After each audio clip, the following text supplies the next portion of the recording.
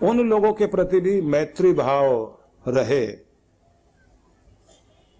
जो आपके आसपास उन्नति करते हुए आगे बढ़ रहे हों, जबकि उनको देखकर जलन होती है। अपने से आगे बढ़ते हुए देख करके व्यक्ति को जलन होती है। उनके लिए भी मंगल कामना। मैंने पिछले दिनों एक चीज कही थी कि अगर किसी की दुकान में काम धंधा कम चल रहा हो और बराबर वाला का बहुत चल रहा हो, बराबर वाली दुकान का माल बहुत बिक रहा हो और अपना बिके ही नहीं, सारे ग्राहक बराबर वाले के पास जाकर खड़े हो जाएं और अपनी दुकान में मक्खियां ही आकर के खड़ी रहें, तो कोई आए नहीं। तो बराबर वाले की तरफ झांक झांक के गुस्सा आया करता है लोगों को। तो क्या करना चाहिए? उसे देख के जलो भुनो नहीं, मुस्कुराओ, खुश हो और कहो कि लक्ष्मी यहां तक आ गई है, अब क्यू में अगला नंबर मेरा ही है। रास्ता देख लिया उन्होंने कि इधर ही इसी लाइन में चलना है, तो मेरा भी नंबर आने वाला है। और अगर जलने लग जाओगे तो जो लक्ष्मी जी इधर आ रही हैं तो हो सकता है सड़क के उस पार चली जाए। जलने वाला अपना सुख चैन खराब कर लेता है। बहुत सारी महिलाएं, पति का ध्यान नहीं उसकी तरफ है तो उसको पता नहीं क्या क्या मन में शंकाएं आने लगती हैं। शंकाएं आने लगती है तो और कूड़ने लग जाएगी और अपनी शक्ल खराब कर लेगी, अपनी वाणी खराब कर लेगी, अपना व्यवहार खराब कर लेगी। उसके अंदर का जो आकर्षण है वो भी खत्म हो जाएगा। झगड़ा झगड़ा, कलेश कलेश, महाकलेश कलेश। जितना ज्यादा कलेश रखोगे ना, आकर्षण खत्म हो जाएगा, ग्रहण करने की शक्ति खत्म हो जाएगी। स्थितियां इतनी खराब हो सकती हैं, पति पत्नी के बीच में 36 का आंकड़ा हो जाएगा। हिंदी में जब 3 और 6 लिखते हैं ना, तो 3 के तरफ पीठ करके 6 बैठा होता है, तब 36 लिखा जाता है। मराठी में भी ऐसे लिखते होंगे, 3 ऐसे लिखा, उसके बाद जब 6 लिखेंगे तो 3 का ही उल्टा 6 लिखा जाता ना, ऐसे तो दिखाई देता दोनों 36 का आंकड़ा, मतलब दोनों पीठ करके बैठे हुए। और जैसे दोनों का मुंह ऐसे होता है तो बन जाता 63, 63, एकदम बढ़ जाते हैं। पीठ करोगे, कबीर ने लिखा, करबट भला न करवट तेरी। करबट होता था ना, एक कुआं बना होता था जिसमें आरे लगे होते थे। लोग मुक्ति के लिए जाके वहां छलांग लगा देते थे, कट के मर जाते थे। काशी में ऐसा कुछ लोगों ने बना रखा था कि उसको बोलते थे करबट, कि करबट भला न करवट तेरी, तो पीठ करके मत बैठ, वहां कट के मर जाना अच्छा। करबट भला न करवट तेरी, हाथ पकड़ सुन विनती मेरी। वो भगवान, मुझसे पीठ फेर के मत बैठ, इससे तो अच्छा करबट के अंदर जाके मर जाए। तो हाथ पकड़ और विनती सुन, क्योंकि मैं इस दुनिया की तरफ पीठ करना चाहता हूं, पर तेरी तरफ मुंह किए हुए हूं। अब तू भी मेरी तरफ मुंह मोड़, मेरी तरफ पीठ मत कर। ऐसी प्रार्थना है उनकी। तो घर में भी जब आकर्षण खत्म हो जाता है ना, तो दोनों की एक दूसरे की तरफ पीठ ही पीठ होती है। हाँ, छोटी मोटी लड़ाई तो पति पत्नी की चलती है, वो तो उनका जन्म सिद्ध अधिकार होता है। वो कहते हैं ना कि जिंदगी एक जंग है, जिंदगी एक जंग है, जब तक पत्नी संग है। ये जहां जहां भी होते हैं दोनों पति पत्नी, सच्चे पति पत्नी कहीं बैठे होंगे, बिना लड़े नहीं रह सकते। थोड़ी देर के बाद लड़ाई शुरू हो जाती, पता नहीं किस बात पे होती, बिना बात के लड़ पड़े। एक व्यक्ति से जब पूछा कि आपकी पत्नी हॉस्पिटल में थी, अब कुछ ठीक है?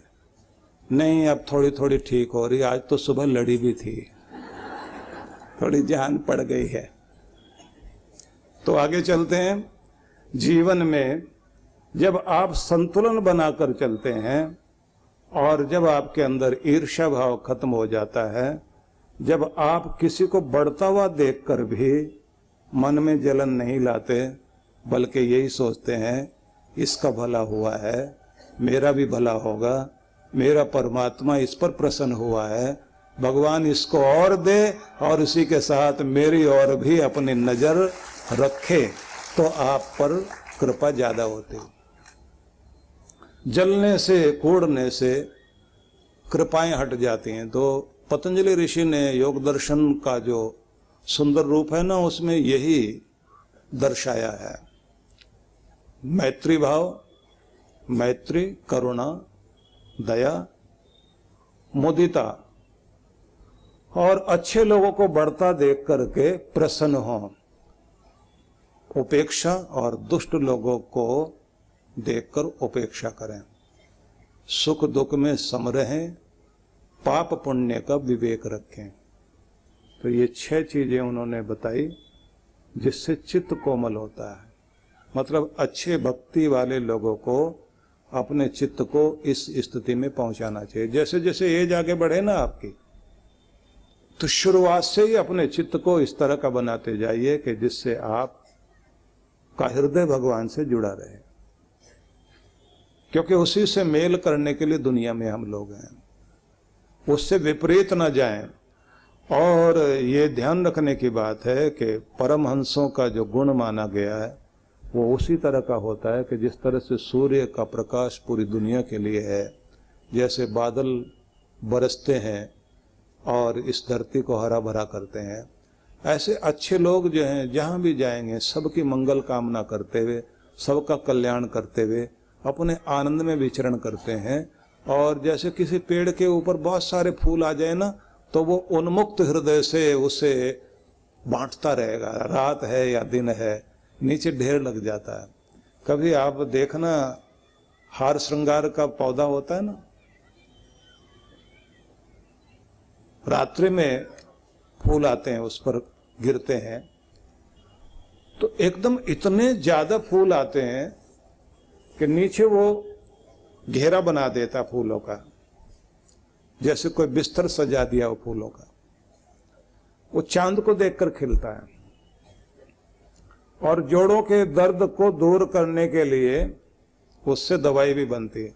वैसे जोड़ों में जो है ना, पति पत्नी को भी तो जोड़ा ही बोलते हैं ना, जोड़ों में दर्द रहता है ना, तो जोड़ों में तो दर्द होता ही होता है, लेकिन जोड़ों की दवाई भी उससे बनती है। पर वो वाली दवाई नहीं बनती कि जो पति पत्नी वाला जोड़ा है उसकी दवाई जो है हार श्रृंगार खत्म कर दे। उसके लिए तो गुरु की कृपा चाहिए और प्रभु का आशीर्वाद चाहिए। तो ये एकदम चारों तरफ जो है ना फूल बिखेर देता है, और ये नहीं देखता कि लेने वाला कोई है या नहीं है। जो प्रेम वाले लोग होते हैं उनके अंदर से प्रेम झरता रहता है। साधना कराने बैठते हैं ना हम लोग, तो उस समय एक शब्द आता है कि तुम उस तरह से बैठो कि तुम्हारे अंदर परमात्मा के प्रति वो प्रेम भाव हो कि मैं परमात्मा का वह प्रेम दूत हूं जो इस धरती पर प्रेम को बिखेरने के लिए हूं। मैं शांति दूत हूं, मेरे रोम रोम से चारों तरफ शांति प्रकट हो रही है। मैं वह आनंद को बांटने वाला परमात्मा का संदेश वाहक हूं जो इस दुनिया में आनंद का संदेश लेकर आया। तो अपने चारों तरफ उसी स्थिति को पैदा करें और चेहरे पर आनंद का भाव, हृदय में प्रेम, मन में शांति लेकर, और फिर सहज होकर परमात्मा की कृपाओं को अपनी ओर आने दें। एक ऐसी स्थिति बनाई जाती है। और जब आप इस तरह से बैठते हैं तो आपको धीरे धीरे अपने आप को शिथिल करते जाते हैं, ढीला करते जाते हैं, तो उसकी कृपाएं आपके अंदर उतरती हैं। और थोड़ी देर के बाद आप ये महसूस कर दें, मैं इस दुनिया से कहीं बाहर जुड़ गया हूं, कोई और लोक में पहुंच गया हूं। उसी को परमात्मा का साम्राज्य बोला जाता है कि आप माया लोक से देवलोक से जुड़ गए हैं, माया लोक से ऊपर उठकर देवलोक से जुड़ गए, जिसे परमात्मा का साम्राज्य कहते हैं।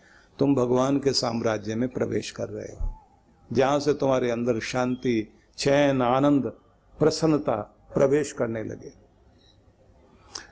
और हर एक को ये चीज जरूर करनी चाहिए, नहीं तो क्या होगा कि एक पागलपन आदमी के अंदर हर समय सवार रहता, गुस्सा गुस्सा, चिड़चिड़ाहट, इरिटेट रहना, दूसरों को इरिटेट कर देना, बिना मतलब के गुस्से में आना, खीज प्रकट होना, निंदा चुगली में रस लेना, दूसरों की बुराई करके मजा लेना, ये सारी चीजें उस समय आने लग जाती हैं जब हमारे अंदर का आनंद खत्म हो जाता है। और लोगों के जीवन में आप देखते हैं ना, चेहरे पर ये दुख की इतनी कहानियां लिखी दिखाई देती हैं, दरिद्रता का मारा, दुख का मारा, बहुत बुरी तरह से संतप्त, ये सब उसी कारण है कि हम लोगों ने अपने आप को ऐसा बना लिया है। इसलिए मैं आपको एक बात कहना चाहता हूं कि आपका जो घर है वो प्रेम मंदिर बन जाए। अटल बिहारी वाजपेयी हमारे देश के प्रधानमंत्री रहे हैं, तो वो कवि भी थे। वो कहते थे कि तुम्हारा जो घर है ना, ये प्रेम मंदिर है। उन्होंने एक कविता लिखी थी कि घर चाहे कैसा भी हो, उसके एक कोने में खुलकर हंसने की जगह रखना। घर चाहे कैसा भी हो, उसके एक कोने में खुलकर हंसने की जगह रखना। को भवन बना लेते हैं ना बहुत सारे लोग। राजा दशरथ ने तो अपने महल के एक कोने में जाके को भवन बनाया कि जिसने भी गुस्सा करना है जाकर वहां गुस्सा करो। सबका मूड खराब करने की जरूरत नहीं है। सारे घर में, हमारा तो बेडरूम भी को भवन, किचन भी को भवन, और ड्राइंग रूम भी को भवन, और जहाँ टीवी लगा हुआ है वो लिविंग रूम भी को भवन, बाकी रहा सा थोड़ा आंगन, वो भी को भवन। तो घर चाहे कैसा भी हो, उसके एक कोने में खुलकर हंसने की जगह रखना। सूरज कितना भी दूर हो, वाजपेयी जी की कविता पढ़ रहा हूं मैं, सूरज कितना भी दूर हो, उसको घर आने का रास्ता देना। उसकी किरणें तुम्हारे घर में आए। सूरज कितना ही दूर हो, उसको घर आने का रास्ता देना। और कभी छत पर चढ़कर तारे अवश्य गिनना। हो सके तो हाथ बढ़ाकर चांद छूने की कोशिश करना। घर चाहे कैसा भी हो, उसके एक कोने में खुलकर हंसने की जगह रखना। भीगने देना, बारिश में उछल कूद भी करने देना। हो सके तो बच्चों के हाथों में कागज की एक कश्ती दे देना। घर के सामने रखना एक पेड़, उस पर बैठे पक्षियों की बातें अवश्य सुनना। कि घर चाहे कैसा भी हो, उसके एक कोने में खुलकर हंसने की जगह रखना।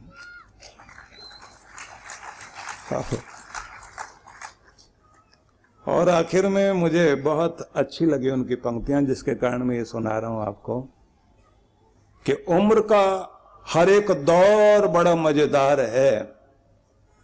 उम्र का हर दौर, उम्र का हर एक दौर मजेदार है। अपनी उम्र का मजा लीजिए।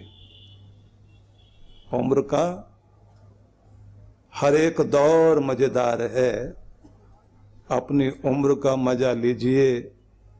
जिंदा दिल रहिए जनाब, वक्त तो बीत रहा है, उम्र की ऐसी तैसी। अद्भुत व्यक्ति थे। तो ये प्रार्थना जरूर हमें करनी चाहिए भगवान से कि हमारे घर में मुस्कुराहट रहे, हंसना बोलना रहे, गुनगुनाना रहे। और जिनके घर में ये सब है, भले ही उनकी तिजोरी भरी भी है या नहीं भरी है, लेकिन उनका हृदय आनंद से तो जरूर भरा हुआ है। हम तो अपने घर में सामान भरने में लगे रहते हैं। जापानी लोगों का यह कहना है कि अपने घर में खाली जगह रखो, ऑक्सीजन की बहुत जरूरत है और चारों तरफ का वातावरण अशुद्ध है। तुम जो घर में भीड़ लगा कर बैठे हो, चीजों की भीड़ लगा रखी है, तो सांस लेने के लिए तो स्पेस है ही नहीं। और तुम्हारी चीजों के अंदर जो धूल मिट्टी के कण और बाहर से आई हुई सारी प्राणवायु के अंदर भी, ऑक्सीजन के अंदर भी मिलावट है, तो उसी के कारण एलर्जी, दमा, न जाने क्या क्या चीजें आती हैं। उनके घरों को आप देखें तो आपको बहुत खाली खाली घर दिखाई देते हैं। और जापानी लोगों का खुद का जीवन बड़ा समृद्ध जीवन है। और एक अच्छी बात उनकी और लगती है, कहीं मॉल में आप जा रहे हो तो वहां जो एलिवेटर होता है ना, चलने वाली सीढ़ी, तो एलिवेटर में आप ये देखेंगे वो दाईं साइड सारे लाइन में ऐसे खड़े रहते हैं, बाईं साइड पूरी खाली रखते हैं। पता नहीं कोई इमरजेंसी में जल्दी से भागता हुआ आ रहा हो, उसको जरूरत हो, शिष्टाचार है। और जब किसी को प्रणाम करते कितना झुक करके 3-3 बार ऐसे से करेंगे। और अपने घर में भले ही रिफ्लेक्टर लगाकर धूप लानी पड़े, वो धूप लाते हैं। और छोटे छोटे गमले, पत्तियां, फूल पत्तियों वाली, नकली फूल नहीं लगाते। नकली फूलों से एलर्जी ज्यादा आती है। आपके घर में हरियाली जितनी होगी ना, आप भी हरे भरे नजर आते हैं। फूल होने चाहिए आसपास। और थोड़ी देर के लिए निकलकर आप प्रकृति के बीच में जाएं, पंछी बोलते हो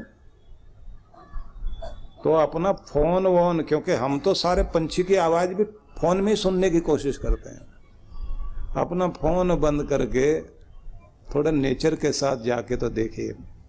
जो आनंद और जो शांति वहां है, उसे दिल में भर के घर लेकर के आइए, आपकी जिंदगी महक उठेगी।